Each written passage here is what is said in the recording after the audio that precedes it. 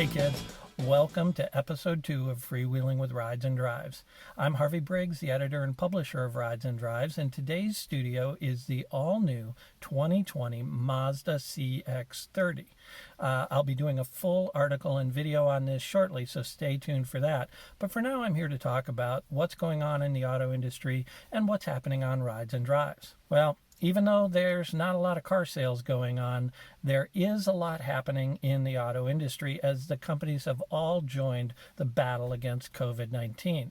It's happening across Detroit. You're seeing this with GM, Ford, Chrysler, and many other manufacturers. And this isn't unprecedented. Back leading up to World War II, in fact, many in the auto industry answered the call to create what FDR called the arsenal of democracy. Many of the factories in Detroit were converted to create everything from tanks to airplanes to Jeeps to ambulances and ammunition and radios, and you name it, it was made in Detroit, and it helped us win World War II. They're doing it again, and they're partnering with a lot of medical equipment companies to make ventilators, respirators, masks, and all the other tools that frontline first responders and physicians need to get the job done. General Motors partnered about a month ago with ventilator manufacturer Ventec, and they're ramping up to build about 10,000 ventilators a month. They've also converted another one of their factories to produce surgical masks, and they're going to be producing 1.5 million of those a week to distribute to hospitals and clinics around the country. Ford is also involved. They're working with GE to build ventilators. They are building respirators.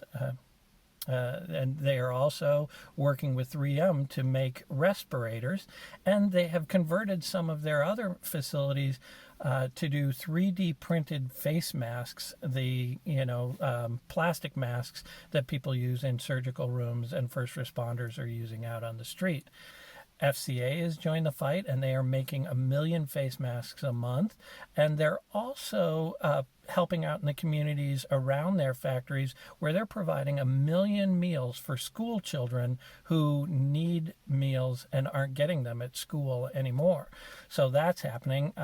And it's not just the domestics. Toyota has donated $500,000 to the United Way in the states in which they do business. And they're also making ventilators, respirators, and face masks. So everybody's pitching in to get this done. And it comes at a really interesting time in the auto industry, as I mentioned, because sales have not been so good. Sales reports just came out, and I have some numbers here, and they don't look good, and it's not surprising based on what's happened in the last few weeks. Car companies report their numbers a couple different ways, some quarter by quarter, some month by month. So it's hard to do apples to apples, but I can give you a high-level overview here of what's happened. First of all, overall, pretty much everybody is down double digits in sales for the year. The thing that's interesting is almost all of that is in the last 2 weeks of March. So Audi is down 14% in the first quarter, BMW is down 15%, FCA is down 10%, Ford is down 12.5%, GM's down 7%. Kia, interestingly enough, is up 1% for the year, and Nissan, however, is down 30% year to date. Toyota's down 8%, VW's down 13%, and Volvo's down about 11% year to date. And when we look at numbers for the month of March, it gets even worse. Hyundai is down 43% in March. Honda is down 48% in March. Subaru is down 47%. Toyota 30%. VW 42%. And Volvo down 42% in March. So it's a tough time for the auto industry right now, but that doesn't mean that they're not selling cars. And they're trying to do it in a responsible way. So you can go to a manufacturer's website or a dealer website now, and you can do pretty much the whole transaction online. You can find the car you want. You can negotiate the price. You can get the value for your trade-in. You can do all the financing online and get everything taken care of. And then they'll do driveway delivery, so you don't have to leave your house. They'll bring the car to you and drop it off. And it's really interesting because if you need a car now and if you're in a financial position to do it, it's probably a really good time. They're doing everything from 0% for 84 months on pretty popular models to thousands of dollars off for incentive spending. So go ahead and take a look at it. Like I said, if you need a new car, they're open and they do want to sell one to you, and they're going to do it in a way that protects you from coronavirus. So what's going on at Rides and Drives? Well, a lot actually. We've got some car reviews that we're just finishing up and getting ready to post. We have new interviews with interesting car people, and I've started a new series because Formula One is on hiatus to deal with that. So first of all, we have a new interview up with Ken Lingenfelter from Lingenfelter Performance Engineering, and we're really focusing on his car fanaticism and how he came into the business, as well as his car collection.